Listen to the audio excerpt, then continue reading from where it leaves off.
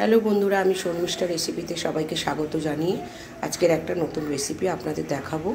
নিরামিষ ধোকার ডালনা কিভাবে বানাতে হয় দেখুন। এখানে ছোলার ডাল আগের দিন ভিজিয়ে রেখেছি মিক্সিতে, এবারে এটাকে বেটে নেব। ঠিক আছে, চলে আসছি পরে।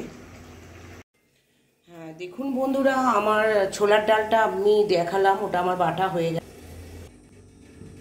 হয়ে গেছে, আমি আলুগুলো হালকা একটু সিদ্ধ করে নিয়েছি। আর এর মধ্যে আমি দেখুন অল্প নুন, অল্প চিনি, হলুদ, এখানে জিরে গুঁড়ো, ধনের গুঁড়ো, এখানে হচ্ছে কি গোলমরিচের গুঁড়ো, হ্যাঁ গোলমরিচের গুঁড়ো, এটা হচ্ছে কালো জিরে, আর এটা হচ্ছে জিরে আর লঙ্কা ভাজা গুঁড়ো আর লবণ সমস্ত আমি নিয়ে এবারে দেখুন আমি এই ডাল বাটার উপর সমস্ত মশলাগুলো দিয়ে দিলাম। আর অল্প কালো জিরে আছে দেখুন। এবারে আমি একটু জাস্ট ফাটিয়ে নেব।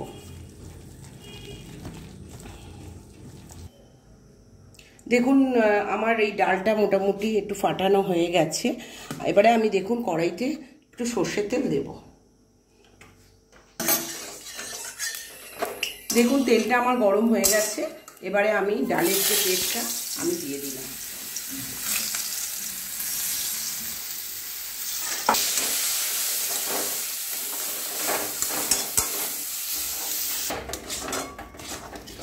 দেখুন এটা অনেকটা শুকনো হয়ে গেছে।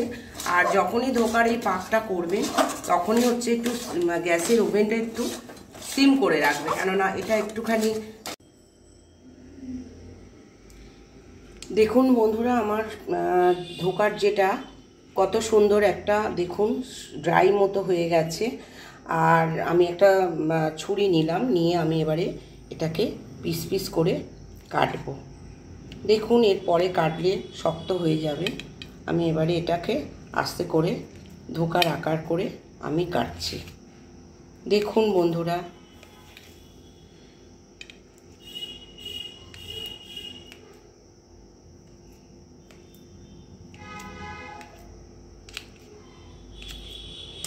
দেখুন বন্ধুরা আমার কড়াই বসা। দেখুন আমি এখানে কড়াই বসিয়ে দিয়েছি। আর আমি এবারে এখানে একটু রিফাইন তেল দিয়ে দেবো কড়াইতে। দেখুন দিয়ে আমি ধোকাগুলো জাস্ট ভাজবো। এটা আমার নিরামিষই ধোকা। দেখুন তেলটা গরম হতে দিলাম।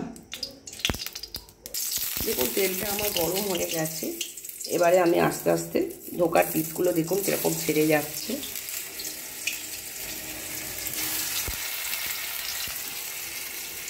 দেখুন আস্তে আস্তে আমি ধোকার পিসগুলো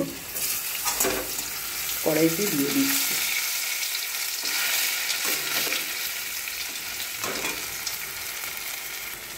দেখুন আমার এক পিঠ হয়ে গেছে, আর এক পিঠ আমি উল্টে দিচ্ছি।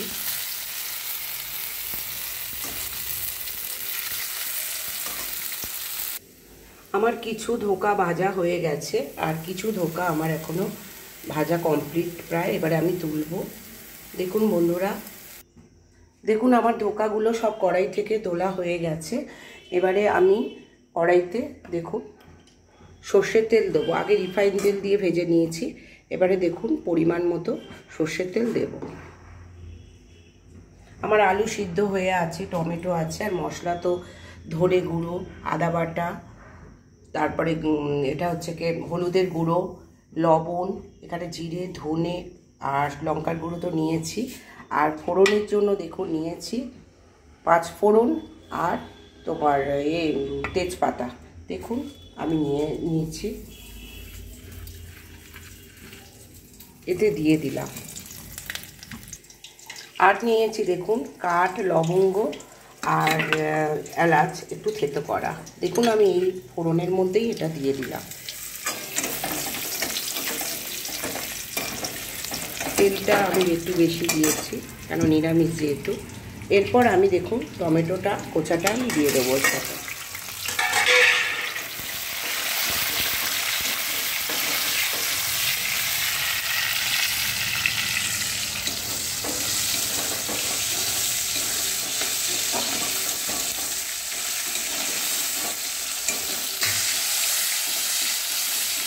দেখুন আমি মোটামুটি আমার তেলটা টমেটোটা একটু ভাজা ভাজা হয়েছে।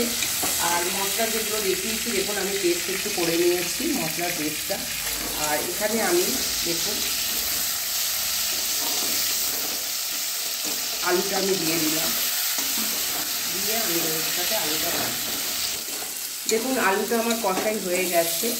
এরপর দেখুন আমি যে পেস্টটা রেখেছি সেটা দিয়ে আমি করছি। দেখুন আমার কত সুন্দর একটা কালার এসছে।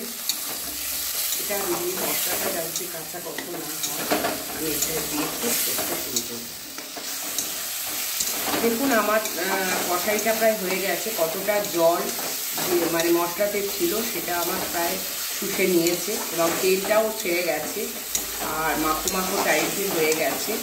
আর আপনারা অনুষ্ঠান বাড়িতে দেখবেন একটু বড় বড় সাইজের ধোকা হয়। এটা যেহেতু আমি বলেছি ঘরোয়া পদ্ধতিতে, আমি সেরকম শেপ দিইনি, মোটামুটি শেপ দিয়ে আমি করেছি। আর যেহেতু নিরামিষ বলে আর এতে রসগুলো ভালো ঢুকবে এবং সিদ্ধটাও ভালো হবে। এরপর দেখুন ডাল ধোয়া সমস্ত মশলা ধোয়া জলটা আমি ফেলিনি, এটা সমস্তটাই আমি রেখে দিয়েছি। আমি দেখুন মশলা কষাইটা কত সুন্দর কালার এসে গেছে। আর দেখুন আমি এটা আস্তে করে দিয়ে দিলাম, জল বেশি দেবো না। দেখুন এই পুরো জলটাই লাগলো। এবারে দেখুন কালারটা কত সুন্দর এসছে। আর অল্প একটু জল দেবো, কেন আমার আলু সিদ্ধ, মশলাটা সিদ্ধ হওয়ার জন্য আমি অল্প একটু জল দেবো। খুব সুন্দর একটা নিরামিষ রান্নার একটা সুন্দর একটা স্মেল এসছে। আপনারা চাইলে এরকমভাবে ঘরোয়া পদ্ধতিতে দেখুন। আমি আর জল দেব না, আমার মোটামুটি। এরপর আমি দেখুন একটু চাপা দিয়ে এটাকে সিদ্ধ হতে দিলাম। হ্যাঁ দেখুন বন্ধুরা আমি চলে এলাম কিছুক্ষণ পর। দেখুন আমার ভালো সিদ্ধ হয়ে গেছে। দেখুন আলু এমনি সিদ্ধ, অতএব আলু সিদ্ধও হয়ে গেছে।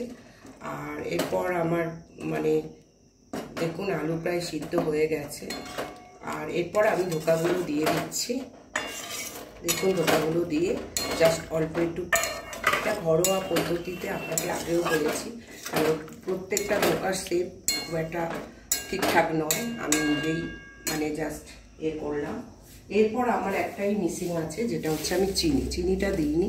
এবারে আপনারা স্বাদ মতো যে যেরকম চিনি খাবেন, এটা একটু মিষ্টি মিষ্টি হবে আর দিয়ে দিলাম। আর এই ধোকার পদ্ধতিটা খুবই ঘরোয়া, আর আপনাদের উপকরণ যেটা সেটা সবই আপনাদের হাতের কাছেই থাকবে।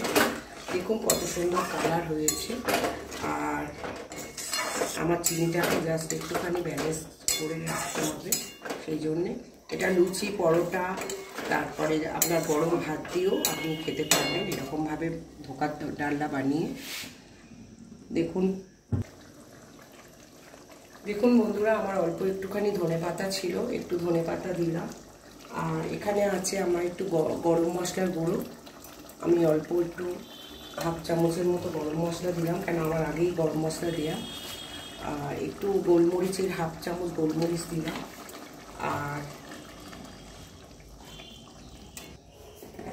আর দেখুন বন্ধুরা আমি একটু হাফ চামচের মতো, যেহেতু নিরামিষ পদ, হাফ চামচের মতো আমি ঘি দিলাম। দেখুন আমার একটাও বড়া কিন্তু ঘেটে যায়নি, সব বড়াগুলো আস্ত আছে। আপনারা চাইলে এরকম করে বানাবেন, জলদি আপনাদের ধোকা বাড়িতে বানিয়ে নেবেন। আর এইভাবে বানালে আপনাদের মুখরোচক ভালোও লাগবে। দেখুন কত সুন্দর আমাদের ধোকার কালার, এবং প্রতিটা ধোকা ঠিকঠাক আছে এবং কালার থেকে। হ্যাঁ চলে এলাম বন্ধুরা, দেখুন আমার ধোকা প্রায় কমপ্লিট। দেখুন কত সুন্দর কালার হয়েছে। আপনারা চাইলে এরকমভাবে নিরামিষ ধোকা বানিয়ে বাড়ির সবাইকে খাওয়াবেন এবং নিজেও খাবেন। আর এরপর চলে আসছি পরের ভিডিওতে। যারা যারা আছেন আমার পুরনো বন্ধুরা সবাই তো পাশে আছেন, আর নতুন বন্ধুরা অনেকে জয়েন করেছেন, তারাও পাশে থাকবেন। ঠিক আছে, চলে অনেক করে লাইক, শেয়ার, সাবস্ক্রাইব করবেন। টাটা।